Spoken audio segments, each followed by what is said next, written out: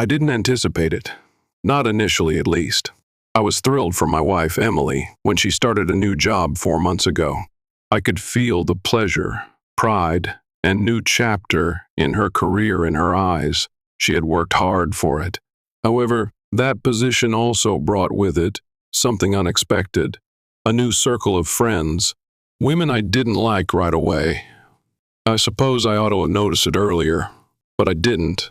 These were the social justice warriors, the ardent feminists, the ones who carried victimization, the people who, even if you didn't, would make you feel bad if you held a door open for them. Nothing was wrong, so it didn't matter. At first, I thought it was a phase and tried to shrug it off, something that wouldn't impact us or last. However, it did. Emily started to alter, and I noticed it. At first, it was small things, like the way she talked to me and the way she occasionally regarded me as an adversary. We've been married for nearly 10 years, and together for 11. Our 2 children are a 10-year-old daughter named Lily and an 8-year-old son named Ben.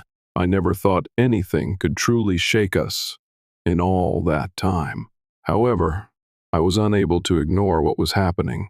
She began making false accusations against me. She said that because women had historically been subjugated by men, I was born bad. How could that possibly imply anything? Things the first used to do for her, things she once valued, turned into points of contention all of a sudden. She was upset with me one evening when I got her a glass of wine, I recall. Our own house felt like a minefield. It was a daily struggle. I initially attempted to reason with her. The more I attempted to speak, the more she shut down. I told her, "I love you, Emily, but you're pushing me away with this nonsense. I haven't done anything wrong." She would become silent and mutter to herself, and we would begin anew the following day. I had the impression that I was speaking to a brick wall. Then everything changed around 5 weeks ago.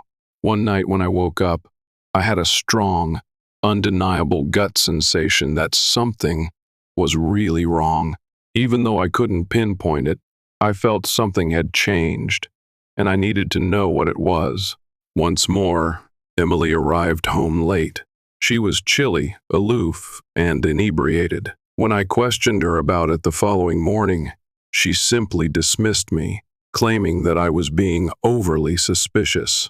However, it continued more cold, more late nights, and every time she would dismiss me as though it didn't matter. At that point, I made the decision to check her phone, something I never would have done otherwise. I had to know, even though I wasn't proud of it. I discovered the exchange between her and one of her new pals in her messages. They were talking about how Emily ought to talk to me about having an open relationship. That's when it all came together. I had always been correct. I now had evidence to support my gut feeling that something wasn't right. She intended to destroy our entire marriage, not just to distance herself. She intends to bring it up on the second Monday in December, according to the communications I read. Today was that day. We were meant to join the children later, but they were at their grandparents'. But I was fully aware of what was going to happen. I had no choice, but I wasn't prepared for it. I was forced to face it. During breakfast that morning, Emily quietly revealed the secret. "What do you think about an open relationship?" she asked, stirring her coffee as if we were just talking about the weather. I felt like I was punched in the gut by the question. I couldn't hide my disbelief, even though I attempted to speak steadily. With my teeth clenched, I questioned, "What do you mean?" Her eyes were pure and big as she gazed at me. "Well, just, like what if we tried an open relationship, just to see if it works for us?" I gazed at her, hardly able to comprehend what she had spoken. I wanted to shake her, yell, and tell her to take it back, but I refrained. I maintained my composure and concentrated on finding the truth, which was all that mattered. I said in a steady, low voice that was almost audible above a whisper, "Is there someone else?" Her gaze wavered, and she briefly averted her gaze. Her face was etched with shame, and I could see it. What? No, of course not. I spoke more icily now as I leaned in. Don't lie to me, Emily. I've already read everything. I know what you've been planning. So, who is he? She caught and froze. She let out a sigh as the struggle left her. She mumbled, "It's not just one person," in a scarcely audible voice. Her comments caused my world to fall apart, and I could feel my heart sinking. Hardly believing it, I repeated, "It's not just one person. So you've been seeing multiple people?" While we were married? Her eyes were downcast as she nodded. The oppressive stillness between us dragged on and on. I was at my breaking point. Why, Emily, why would you do this to me? To us? She took a while to respond. In contrast, she exhaled as if she had been anticipating this moment. She said, "I didn't want to hurt you. I felt like I was missing something. I needed more. I needed to feel alive again." Unable to comprehend what she was saying, I shook my head. "You want to feel alive? You feel alive destroying everything we built? Our family? Our kids?" She softened her voice and stated, "I didn't mean for it to go this far, but it made no difference. The damage was already done." I was totally numb as I gazed at her. I had run out of things to say. Nothing else could be said. Her decision was already made. "Who else?" I said in a chilly, aloof tone.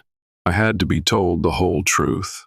She paused and murmured, "It's a colleague at work. His wife and he are in an open relationship, like I want us to be. I thought it would be different." Not the same. What may be different? It was made worse by the fact that she was making excuses.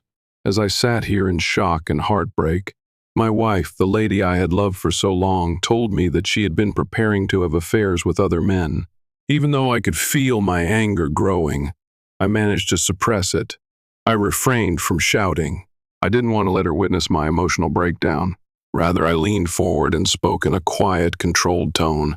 "If you lie to me again, Emily," I replied, "we're done. Do you understand me? No more lies. If you want out of this marriage, I'm done. No more fighting, no more apologies. Just you and me over." Slowly, defeated, she nodded. She could no longer deny the weight of what she had done. She still appeared to believe that our shared life could be fixed in some way, though. However, I was aware. It was this. Everything changed after the breakfast talk. Emily pretended that nothing had occurred, and that her entire world hadn't suddenly fallen apart. I'm not sure how she was able to remain composed, but I couldn't. I couldn't let her see how I was breaking on the inside. Not right now. Not when I was aware that she had already decided. She carried on with her day as though we weren't experiencing the most serious crisis our marriage had ever encountered. She told me about a new project she was working on, about the children going to see their grandparents, and about the things that were important to us in the past. But I was distracted. All she had just said, the lies, the betrayal, the icy reality that the woman I loved was slipping away from me, kept coming back to me. I didn't approach. I had to. I knew. I had to remain composed so she wouldn't realize how much she had changed me. However, I always felt a sudden, intense sense of betrayal when I glanced at her, when she was ruining everything. How could she sit there so unconcerned? Later that afternoon, she departed to meet her friends, the same women who had deceived her into believing that an open relationship was the answer to every problem. Although I was unsure of their personalities, I was certain that they were not assisting. They were contributing to her bewilderment by leading her to feel that her actions were acceptable. I sat there staring at the wall for the next couple of hours. The weight of it all was tightening my chest, and my hands were shaking. I considered our children, Ben and Lily, who were with their grandparents. They didn't know what was going on. What was I meant to tell them about this? How could I explain to them that their mother had made a decision that would permanently destroy their family? I was unable to. Not quite yet. They were too little to comprehend the suffering and the intricacy of everything. But ultimately, they would find out they would need to. I realized I needed to take action. I couldn't just wait for her to continue to blow me away. In order to gain control of this situation, I had to face her. I therefore devised a scheme. I would learn everything. I would expose every lie and every detail until nothing remained to conceal. I waited till she got home at midnight that night.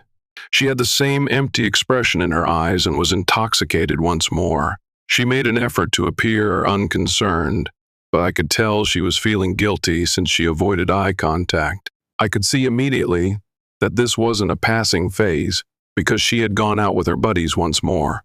She had turned into this. She desired this. It wasn't with me either. My voice was flat as I asked, "Where were you?" Again, her eyes shifted uneasily as she gazed at me.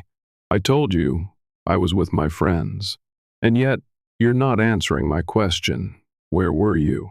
She groaned and rolled her eyes as if I were crazy. "I was just out, Ethan. Can we not do this right now? I'm tired." I didn't give her a pass. "No, we're doing this now, Emily. You can't keep pretending like this isn't happening." She looked at me with a mixture of remorse and frustration as she froze. I didn't care, though. I had to know the truth.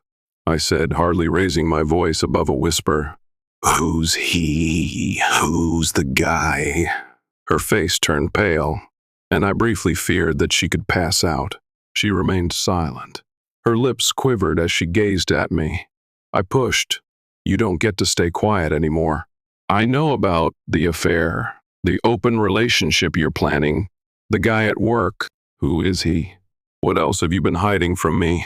Her mouth opened, but nothing came out. I could see her deciding in her head whether to tell me the truth or to lie. I was able to see right through her when she chose to lie. "It's nothing," she said, shaking her head. "It's just a phase." "Okay. I don't know why you're making this into something it's not." I could feel my rage building, but I suppressed it. She was going to try to make this seem like something I didn't do. "Stop lying to me. You've already destroyed my trust. Just tell me, who is he?" She avoided looking at me and bit her lip. Then, however, she sighed in defeat and acknowledged it. "His name is Tom. We're just friends, okay? Nothing more." My heart fell. Tom. It didn't matter that I didn't know who he was. Everything I had worked so hard to achieve had been replaced by him. She was going to put him ahead of her family. My voice broke as I said, "And you're planning to sleep with him?" Her face was guarded, almost defiant, as she gazed at me. "Yes, I am. And I think you should just accept it. This is my life, Ethan. My body. I've spent years living for you, for our kids. And now it's my turn to live for me." What I was hearing was unbelievable. "You're asking me to accept this? After everything? After what you've done to our family?" She didn't answer. Rather, she rose to her feet, her face red with rage. "You just don't get it, do you? You're holding me back. You've always held me back. And I can't do it anymore. I need to be free." I tried to take in what she had said. As I stood there looking at her, she was correct. The lady I married wasn't her. Even the lady I knew had changed. She was a different person. Someone who was indifferent to the harm she was doing. Someone who had lost sight of all we had battled for. I couldn't take this sitting here. I refused to let her ruin me, ruin our children, and then turn my back on her. "No," I answered firmly. "I'm not going to sit here and let you destroy everything we built. This marriage is over, Emily." Her face contorted, and I briefly caught a glimpse of the desperation in her eyes. It didn't matter, though. I was going to make my decision now that she had made hers. As she yelled at me, accusing me of being domineering and claiming that I didn't love her and that I was the issue, I began gathering her belongings. I didn't listen, though. I didn't give a damn. Above all, I needed to protect my children, but I also needed to protect myself. She was worn out and dejected by the time I finished. Without saying another word, she picked up her bags and walked out. I realized that I would never see her the same way again as I watched her leave. The house seemed different suddenly, as if it had undergone a radical change in a matter of days. It felt weird, almost like I was waking up from a bad dream when Emily was gone. The quiet was overwhelming. As if nothing had changed, I kept expecting her to enter the room. However, I was aware. My beloved girlfriend was not returning. I felt as though I was living in a fog for the next few days. I was unable to concentrate on anything. I had nothing to divert my attention from the mess I was in while the kids were at their grandparents' house.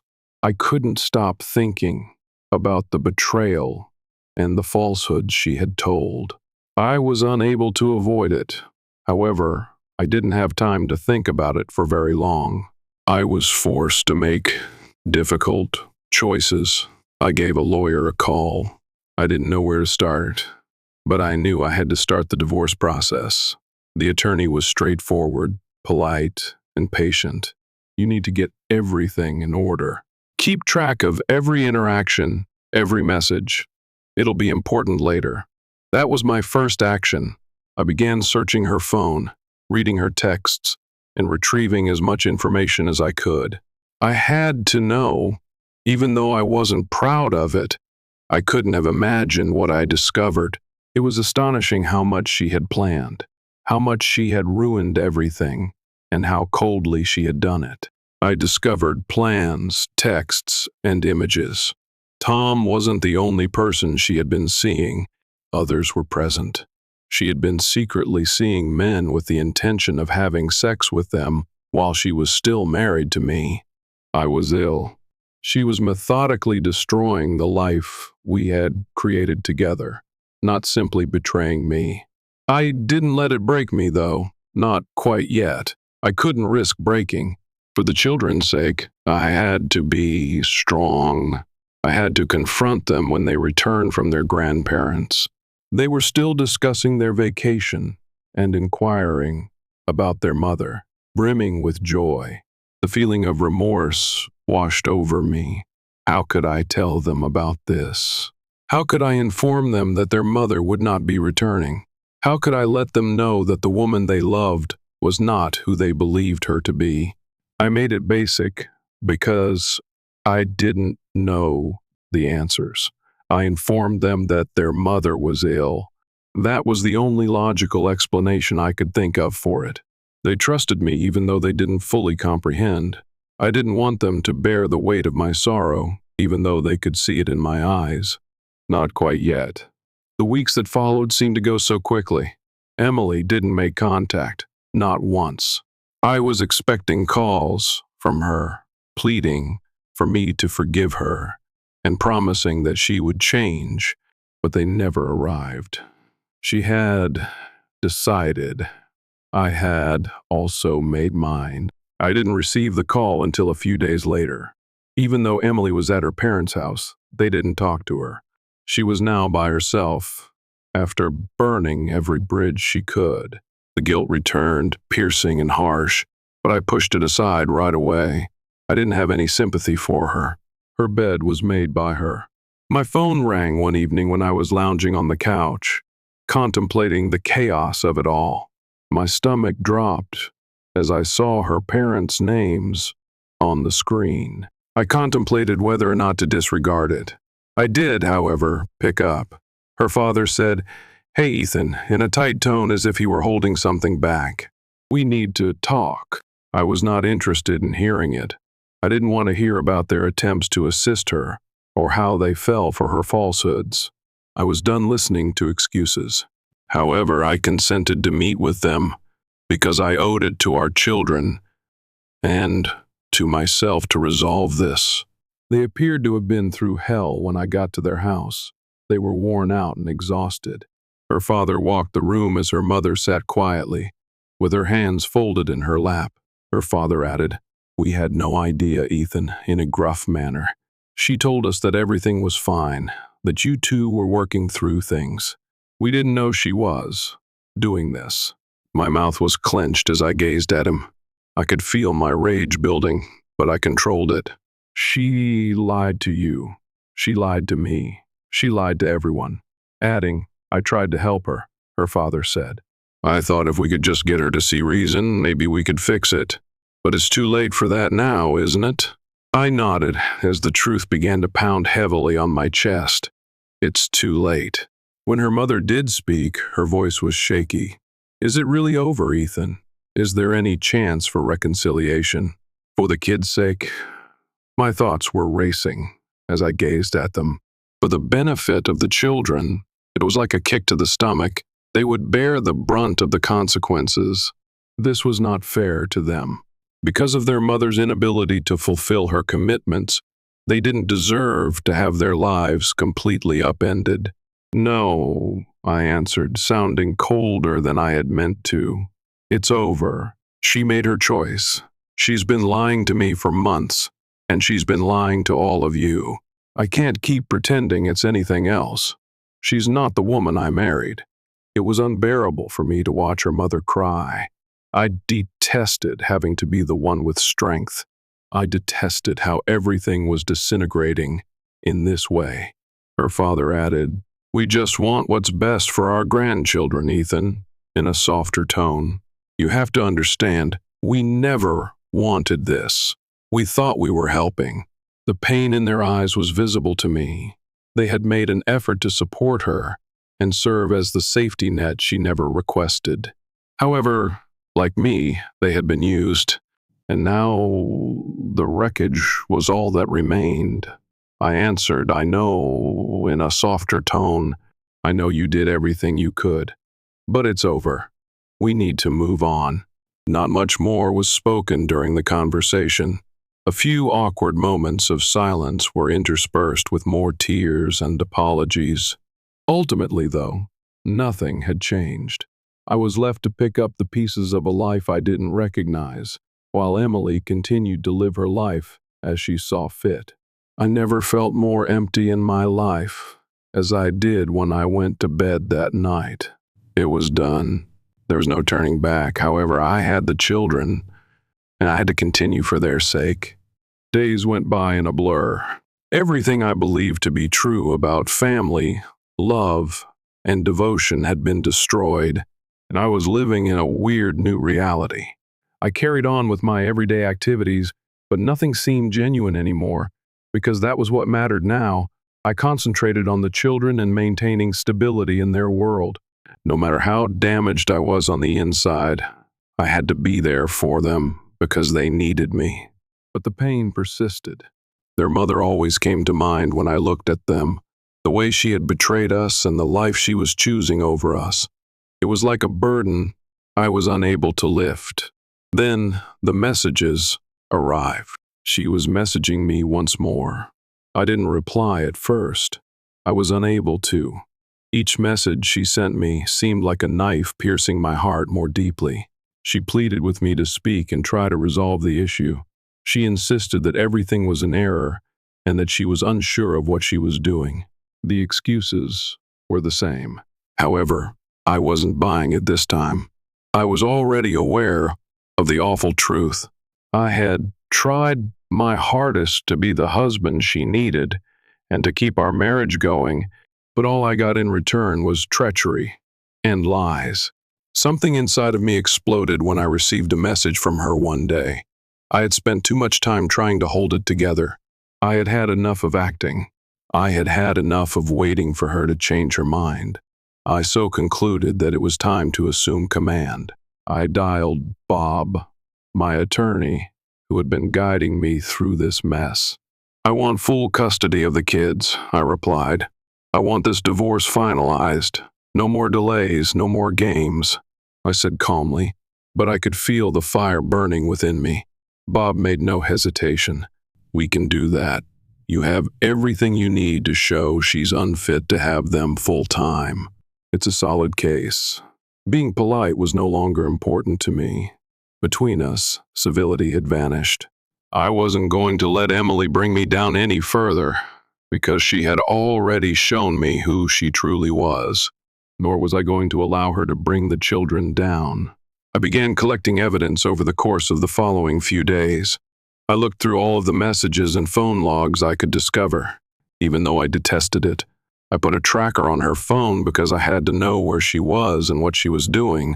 It was about safeguarding my children and making sure they wouldn't have to endure her chaos any longer, not simply about the affair. I didn't care at the time, but I wasn't proud of how far I still had to go. I knew I couldn't trust Emily because she had previously crossed so many boundaries. I was going to be ready if she wanted to make this divorce as unpleasant as possible. In actuality, though, I was afraid. I didn't wish to ruin her. In front of the courts, I didn't want to destroy her. However, I had to. I had to do everything it took to keep my children safe. After the children had gone to bed that evening, I sat down and pondered everything while holding a glass of whiskey and watching the amber liquid swirl in my glass.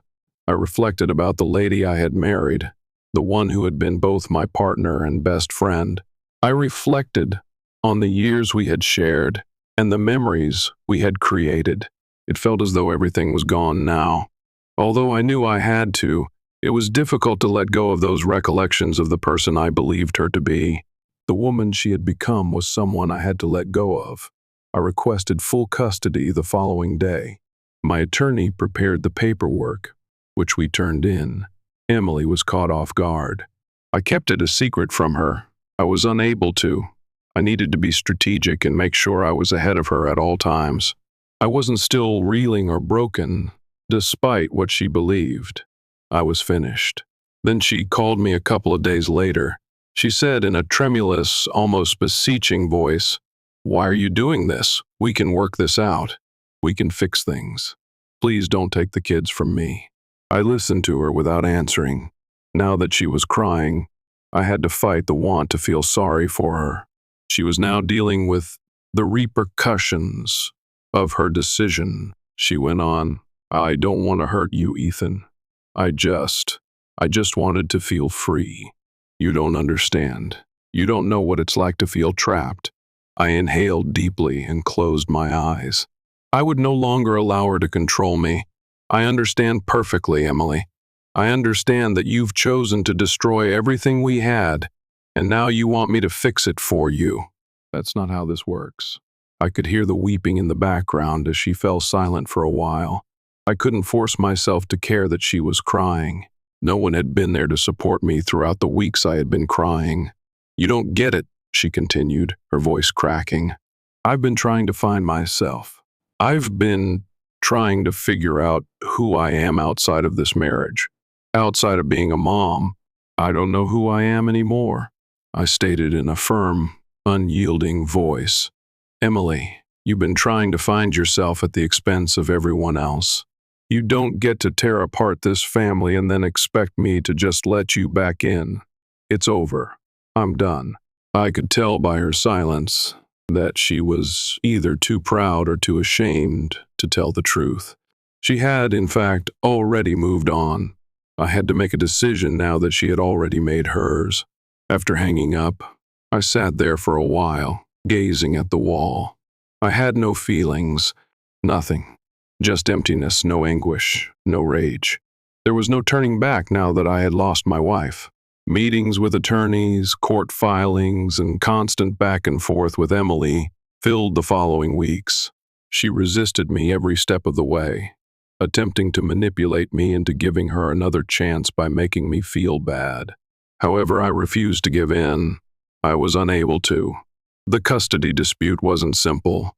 Emily's attorneys were vicious and tried to paint me as the villain by whatever means possible. However, the truth was on my side. I had proof, and gradually, things began to go my way. I was aware that the most difficult aspect was still to come, the time when I would have to be honest with the children. However, I wasn't prepared that day. First, I needed to get through the divorce.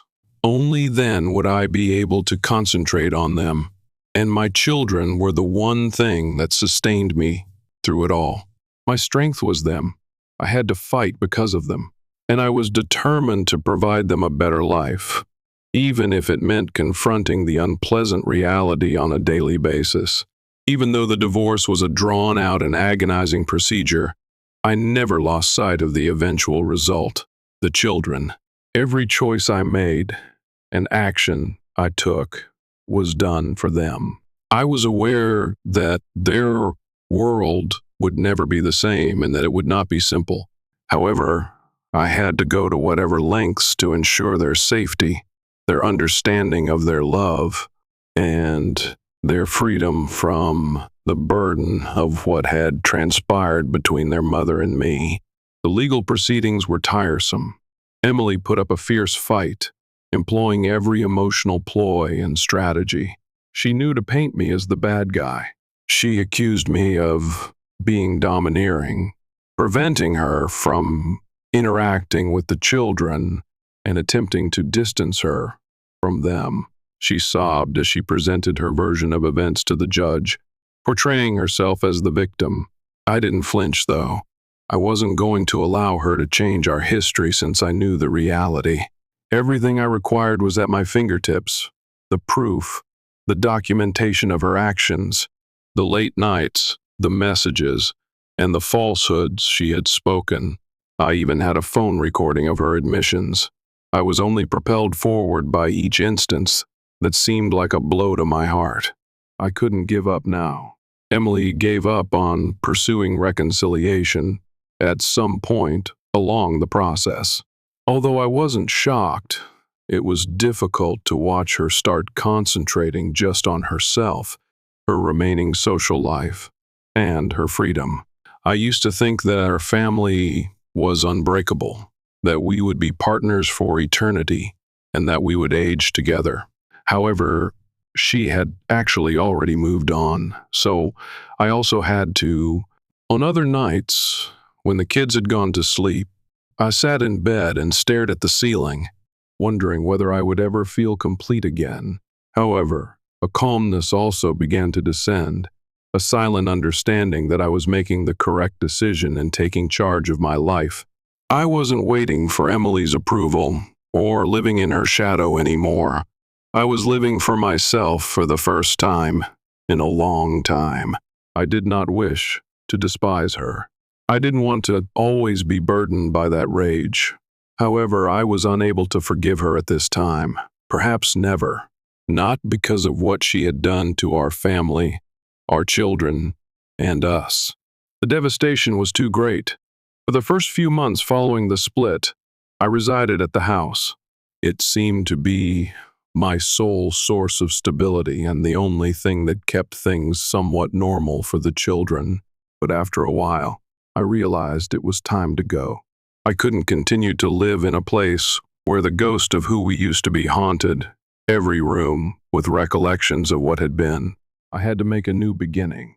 I therefore located a tiny spot close to the old house. Though it wasn't much, it belonged to me. It seemed like a new beginning. All that mattered to me was that the children adored it. We baked cookies together at the park on the weekends, and I gradually began to feel better. I still missed her occasionally, but not as much as I used to. I was getting used to being okay by myself. Emily frequently stopped by to visit the children. There was always a tense atmosphere, a jagged edge to every talk, but I kept things polite for their benefit. I was aware that she was still upset with me and felt that I had harmed her in some way. In actuality, though, she had changed since my marriage. She had changed completely. I no longer trusted her and didn't recognize her, accepting that the lady I had loved was gone and that the person I had centered my life on was no longer there may have been the most difficult aspect of all. Despite the pain, I came to the realization that it didn't have to define who I was. My future didn't have to be defined by it. The children adjusted to the new setup more quickly than I anticipated. All I cared about was that they were happy, even though they still occasionally asked for their mother. I concentrated on being the father I had always envisioned, spending more time with them. I prepared dinner, assisted them with their homework, and listened to their stories of the day. I was there, Despite my imperfections, I was there for them. And I was gradually learning how to let go of the hurt. Then I met Emily at a supermarket store one day. It had been months since we had last seen one another outside of a courtroom. I didn't know how to respond. A part of me wanted to ignore her and act as though I didn't see her, but another part of me wanted to come to terms with who I had become and confront her. I hesitantly went up to her. She appeared older in some way. Something more vacuous and defensive had taken the place of the once present spark.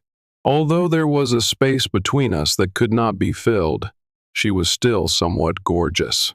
I said, "Hey," in a steady voice. Her eyes met mine as she looked up. Something was flickering there, regret. However, it soon disappeared, to be replaced by the defensive expression she had been wearing for so long. "Hey," she said quietly, avoiding eye contact. An uneasy pause ensued. I was at a loss for words. I had no idea what she was expecting from me.